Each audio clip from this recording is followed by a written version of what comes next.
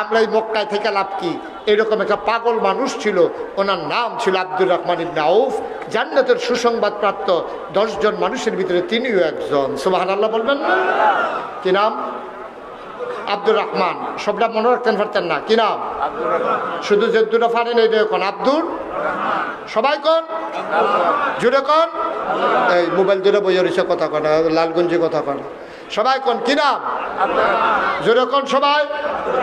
আব্দুর রহমান। এখন আব্দুর রহমান যখন ঘুমেতে উঠছে, উঠতেছিল গিয়া দেখে নবীজি নাই। নবীজি নাই, আব্দুর রহমান তো অস্থির হয়ে গেছে। আরে নবী গেল কো? গতকাল কেউ যে আমার লোকে দেখা কিছু কইল না, কই গেল? কয় যে আল্লাহর হুকুম হয়েছে, মদিনা চলে গেছে। এখন আব্দুর রহমান তো কই যায় মানে না, খাইতে যায়, খানা ভিতরে যায় না, ঘুমাইতে যায়, চোখ দুইটা লাগে না, লাগলে খালি নবীর চেহারার কথা মনে পড়ে। আহা হা হা, এই মজার নবী গেল করে ফাস্তির অস্থির হয়ে গেছে। কোনো মতে দিনটা কাটাইছে। রাত যখন হয়েছে, আব্দুর রহমান একটা লুঙ্গির ভিতরে খুঁটের ভিতরে ওটা টেহা লইয়া আস্তে করে মদিনার দিকে রওনা দিছে। এখন মদিনার সীমান্তে সব কাফেরেরা পাহারা দিতেছে, যুবক খোলা বেঁধে লাঠি লইয়া। যখন দেখছে যে একটা মানুষ একটা যায়, সকলে ভোট দিয়ে ধরছে, কেন না? আমার নাম আব্দুর রহমান। কই যাও? কই ভাই আমি মদিনায় যাই। কই তুমি আইন শুনছো না? মক্কার কোনো মানুষ মদিনায় যাওয়া যাবে না, এটা আমাদের জন্য প্রেস্টিজ ইস্যু। নিমসারের অত্যাচারে মানুষ যদি নিমসার চাইরা চান্দিনা যাই যায়, তো নিমসারের তারা কি এটা ইজ্জত না বেজ্জতি হয়? বেজ্জতি হয়। তো তোমরা মক্কা ছেড়ে মদিনায় যাইবা গা, আমরা এটাকে ইজ্জত আছে না? মক্কা হইল ইজ্জতের শহর, তোমাদেরকে যাইতে দেওয়া হবে না।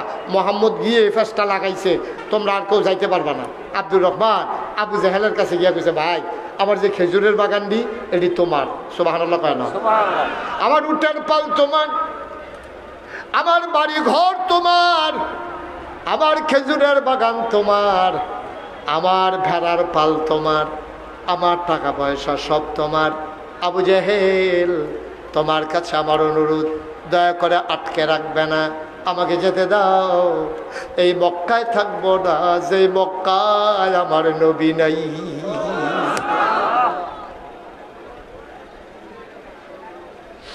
আবু জাহেল দরখাস্ত কবুল করলেন না।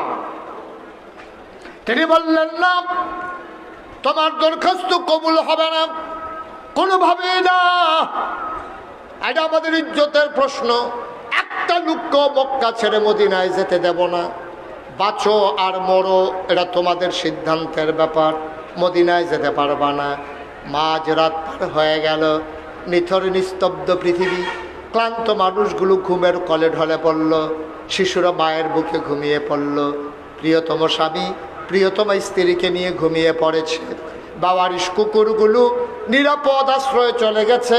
আমি সালমান, মন দিয়ে শুনো, গরুগুলো গোয়াল ঘরে, পাখিরা আপন নিরে ঘুমায়, কেউ জাগনা নাই। নিথরে নিস্তব্ধ মক্কার পৃথিবী, কেউ জাগনা নাই।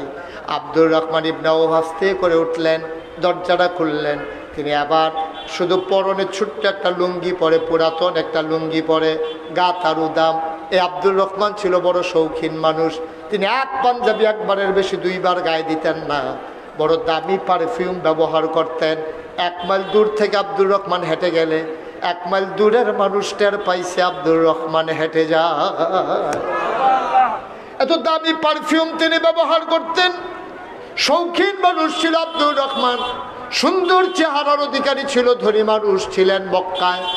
আব্দুর রহমান রওনা করলেন খালি গায়ে, ছেঁড়া লুঙ্গি পরনে। তিনি সারা শেষ রাত্রে যতটুকু পারলেন পাহাড়ের গিরিপথ বেয়ে তিনি যত দূর পারলেন মদিনার দিকে আগালেন। সূর্য যখন উঠে গেল, পাহাড়ি গুহায় তিনি অবস্থান করলেন। সারাটা দিন পাহাড়ের গুহায় অপেক্ষা করলেন। সূর্য যখন আবার হারিয়ে গেল, আবার হাঁটা শুরু করলেন। দিন যায় রাত আসে, রাত যায় দিন আসে। আব্দুর রহমানের পথ ফুরায় না। কয়েকদিন পরে শেষ রাত্রে ফজরের ওয়াক্তে আব্দুর রহমান চলে গেলেন মদিনার সীমান্তে।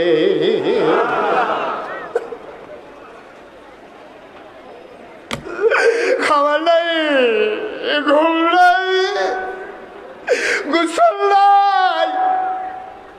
আব্দুর রহমান চোখগুলো তার করতে চলে গেছে, গালের হাড্ডিগুলো তার বের হয়ে গেছে, চুলগুলো তার উস্কো খুস্কু, দাড়িগুলো ময়লা মাখা, পরনের লুঙ্গি ছিঁড়ে গেছে, গায়ের ভিতরে ময়লা। গোসল নাই, খাবার নাই, ঘুম নাই। আব্দুর রহমান ফজরের আজান শুনলেন, তিনি আজান লক্ষ্য করে মসজিদের ভেতরে ওযু করে ঢুকে গেলেন। আল্লাহ নবী আস্তে করে ঢুকলেন। আব্দুর রহমান এক কোনায় দাঁড়িয়ে নামাজ আদায় করলেন। নবীজির একটা অভ্যাস ছিল, তিনি নামাজ শেষ করে মুসল্লিদের দিকে ঘুরে বসতেন। তিনি সবাইকে জিজ্ঞেস করলেন, কারো কোনো সমস্যা আছে নাকি? সবাই বলে না, আমাদের কারো কোনো সমস্যা নাই। কয় আবার নবীজি হঠাৎ করে দাঁড়িয়ে পড়লেন, কোনার দিকে তাকাইয়া দেখে সারা লুঙ্গি, পর গায়ে ময়লা, চোখগুলো গর্তে, চুলগুলো উস্কো খুস্কো, দাড়িগুলো ময়লা মাখা, একটা মানুষ কোনায় মাথা নিচু করে বসে আছেন। আল্লাহ নবীর অন্তরটা হু হু করে কেঁদে উঠলো। তিনি ডাক দেয়া কয়, ওই কোনায় কে রে? ওই কোনায় কে বসে আছে? আব্দুর রহমান দাঁড়ায় কয়, আব্বাই কে? আর রাসূলুল্লাহ, আপনি আমার চিনতে পারেন নাই, আমি আপনার আদরের দুর্ভাগা আব্দুর রহমান। আল্লাহর নবী কয়, আব্দুর রহমান, তুমি না মক্কায় ছিলা, কেমন করে আসলে? আব্দুর রহমান কয়, লুকিয়ে লুকিয়ে আমি এসেছি। রাতের বেলা হাঁটতাম, দিনের বেলা গুহায় লুকিয়ে থাকতাম। আব্দুর রহমান, তোর এটা কি নমুনা যে আব্দুর রহমান একটা পাঞ্জাবি একবারের বেশি 2 বার গায়ে দেশ নাই?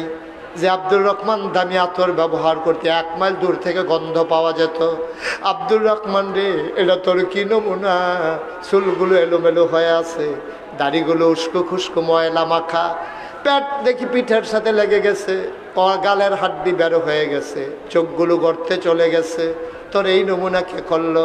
আয় আবার কাছে আয়। আল্লাহ নবী হাত 2টা বাড়িয়ে দাঁড়ালেন।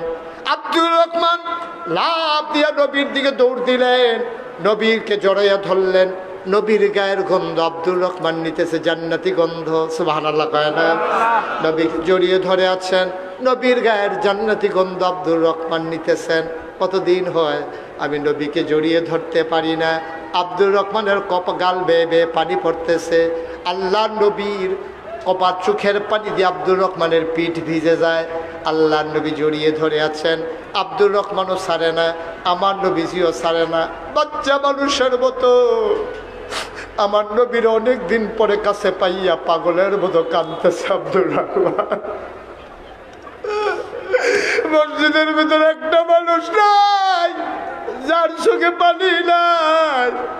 আব্দুর রহমান কান্দে, আমার নবীজি কান্দে, গাল বেয়ে বেয়ে টপ টপ করে পানি পড়ে। আব্দুর রহমান ডাক দেয়া কই, ইয়া রাসূলুল্লাহ, ইয়া হাবিবাল্লাহ, কতই না ভালো ছিলাম মক্কায়, কেন চলে আসো লাগলো মদিনায়? কয়, তুমি কি শোনো নাই মক্কার মানুষগুলো আমাদেরকে মেরে ফেলতে চায়? কয়, কেন? অপরাধটা কি? আমরা কি অন্যায় করেছিলাম? কেন মেরে ফেলতে চায়? আল্লাহ নবী ডাক দেয়া কয়, আব্দুর রহমান, তুমি জানতে চাও কি অপরাধ? শোনো শোনো শোনো, গোটা বিশ্বের মুসলমানের একটাই অপরাধ। আজ একবিংশ শতাব্দীর সূচনাতে যদি তালাশ করো ওই কাশ্মীরের মুসলমানের কি অপরাধ, তাদের রক্ত দিয়ে কেন ঝেলাম নদীর পানি লাল হয়ে যায়? যদি চিন্তা করো আরাকানের মুসলমানের কি অপরাধ, তাদের রক্ত দিয়ে কেন নাফ নদী রক্তে রঞ্জিত হয়ে যায়? কেন আজকে ভিটে ছাড়া, কেন আজকে ওই ছোট্ট তাঁবুর ভিতরে তাদের দিন কাটাতে হয়? আজকে যদি চিন্তা করো কেন ফিলিস্তিনের মুসলমানেরা জীবন দেওয়া লাগবে? জবাব আসবে একটাই, সেই নবীজির জমানা থেকে আজকে পর্যন্ত মুসলমানদের কোনো অপরাধ নাই। অপরাধ একটাই, যেটা আল্লাহ কোরআনুল কারিমে সূরা বাকারায় বলে দিয়েছেন, সবাই পড়েন, ওয়ামা নাকামু মিনহুম ইল্লা আইয়ুমিনু বিল্লাহিল আজিজিল হামিদ। সুবহানাল্লাহ বলবেন না?